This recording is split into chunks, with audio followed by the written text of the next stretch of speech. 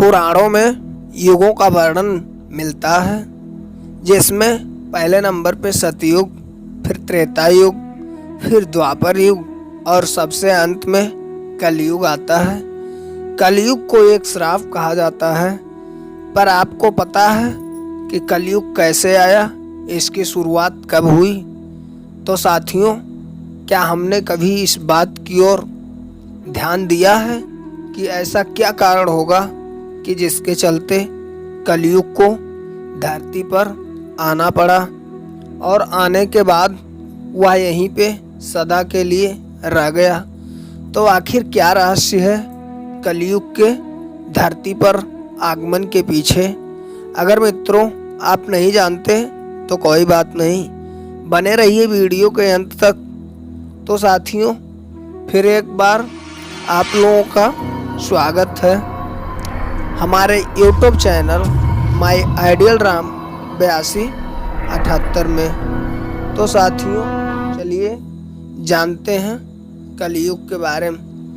तो दोस्तों, द्वापर युग के अंत में जब भगवान श्री कृष्ण अपने परम धाम को चले गए, तो उसके बाद पांचों पांडव जो थे उनका भी मन यहाँ नहीं लगने लगा। और फिर वो भी जब एक बार धर्मराज युधिष्ठिर अपना पूरा राज और पाठ परीक्षित को सौंप कर अन्य पांडवों और द्रौपदी समेत महाप्रायण हेतु हिमालय की ओर निकल गए थे। उन दिनों स्वयं धर्मबैल का रूप लेकर और गाय के रूप में बैठी पृथ्वी देवी से सरस्वती नदी के किनारे मिले। गाय रूपी पृथ्वी के नयन आंसुओं से भरे हुए थे, उनकी आंखों से आंसू बह रहे थे। पृथ्वी को देखकर धर्म ने उनसे उनकी परेशानी का कारण पूछा। धर्म ने कहा, देवी तुम ये देखकर तो नहीं रो रही हो कि मेरा बस एक पैर है, या तुम इस बात से दुखी हो कि अगर हमारे ऊपर बुरी ताकतों का शासन होगा? इस सवाल पर पृथ्वी देवी बोली, धर्म तुम तो सब कुछ जानते हो, ऐसे में मेरे दुख का कारण पूछने से क्या लाभ? पृथ्वी देवी ने कहा, सत्य, पवित्रता, क्षमा, दया, संतोष, त्याग, शास्त्र विचार, ज्ञान, वैराग्य, शौर्य, तेज, ऐश्वर्य, कांति, कौशल, स्वतंत्रता, निर्भीकता, कोमलता, धैर्य, साहस, उत्साह, कीर्ति, असिकता, स्थिरता, गौरव, अहंकारहीनता आदि गुणों के स्वामी भगवान श्री कृष्ण के स्वधाम जाने की वजह से कलयुग ने मुझ पर कब्जा कर लिया है। पहले भगवान श्री कृष्ण के चरण मुझ पर पड़ते थे, तो जिसकी वजह से मैं खुद को सौभाग्यशाली मानती थी, परंतु अब ऐसा नहीं है।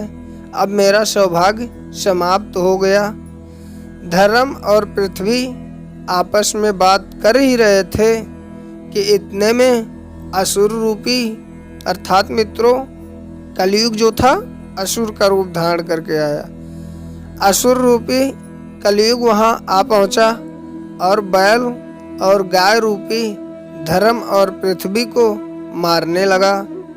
तभी वहां से राजा परीक्षित गुजर रहे थे। जब उन्होंने यह दृश्य देखा तो वो क्रोधित हो गए और उन्होंने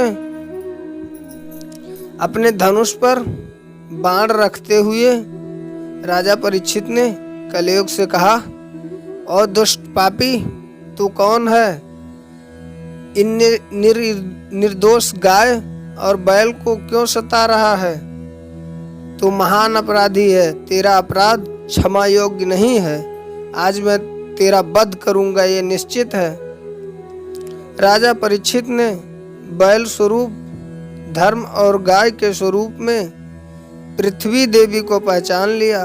परीक्षित ने उनसे कहा, वृषभ, आप धर्म के मर्म को भली भांति जानते हैं, इसलिए आप किसी विषय में गलत न कहते हुए अपने ऊपर अत्याचार करने वाले का नाम भी नहीं बता रहे हैं।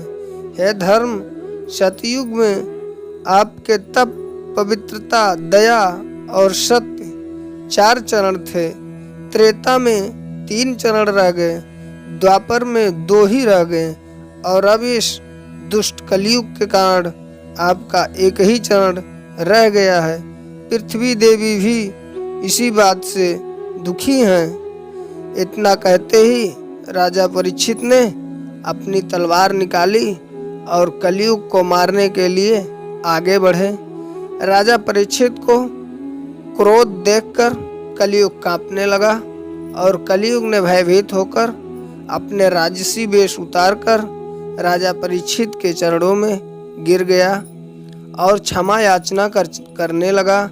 राजा परीक्षित ने शरण में आए हुए कलयुग को मारना उचित ना समझा और उससे कहा, कलयुग, तू मेरे शरण में आ गया है, इसलिए मैं तुझे जीवन दान दे रहा हूँ, किंतु अधर्म, पाप, झूठ, चोरी, कपट, दरिद्रता आदि अनेक उपद्रवों के मूल कारण केवल तू ही है।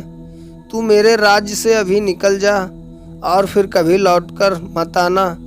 परीक्षित के बात को सुनकर कलयुग ने कहा कि पूरी पृथ्वी आपका निवास है। पृथ्वी पर ऐसा कोई भी स्थान नहीं है जहां आपका राज्य ना हो।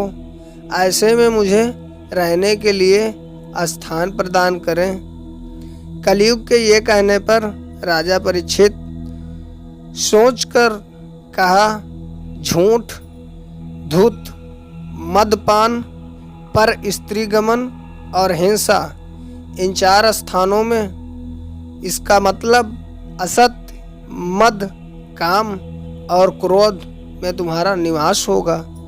तू इन 4 स्थानों पर रह सकता है।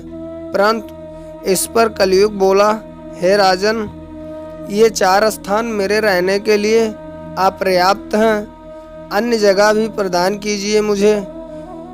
इस मांग पर राजा परीक्षित ने उसे स्वर्ण के रूप में 5वां स्थान प्रदान किया। स्वर्ण रूपी स्थान मिलते ही कलयुग ने राजा परीक्षित के सोने के मुकुट में वास कर लिया। कलयुग इन स्थानों के मिल जाने से प्रत्यक्ष तो वह वहाँ से चला गया, किंतु दूर जाने के बाद अदृश्य रूप से वापस आकर राजा परीक्षित के स्वर्ण मुकुट में निवास करने लगा। तो साथियों, ये था कलयुग के बारे में कि कलयुग पृथ्वी पे कैसे आया। अब साथियों, मार्कंडेय पुराण में कलयुग के दौरान शासक जनता पर अपने मनमाने ढंग से शासन करेंगे, मन चाहे ढंग से उन पर कर थोपेंगे। शासक अपने राज्य में आध्यात्म की जगह भय का प्रसार करेंगे और वह स्वयं एक बहुत बड़ा खतरा बन जाएंगे। मेरे प्यारे साथियों, बड़ी संख्या में पलायन शुरू हो जाएगा। लोग सस्ते खाद्य पदार्थ और सुविधाओं की तलाश में अपने घरों को छोड़कर जाने के लिए मजबूर होंगे और धर्म को नज़रअंदाज कर देंगे और पाप, पैसा, भूख, लालच, इन सब के पीछे इंसान पागल हो जाएंगे। तो साथियों, ये था हमारा आज का वीडियो, कलयुग कैसे इस पृथ्वी पे आया और कलयुग की शुरुआत कैसे हुई। तो मेरे प्यारे दोस्तों, कैसा लगा आज का हमारा ये वीडियो? लाइक, शेयर और कमेंट करके बताएं। यदि आप चैनल को पहली बार देख रहे हैं दोस्तों, तो चैनल को तुरंत सब्सक्राइब कर दें ताकि ऐसा ही जानकारी वाला वीडियो आप लोगों तक पहुंचता रहे। तो जय श्री हरि दोस्तों, हर हर महादेव। मिलते हैं फिर एक अगले वीडियो के साथ।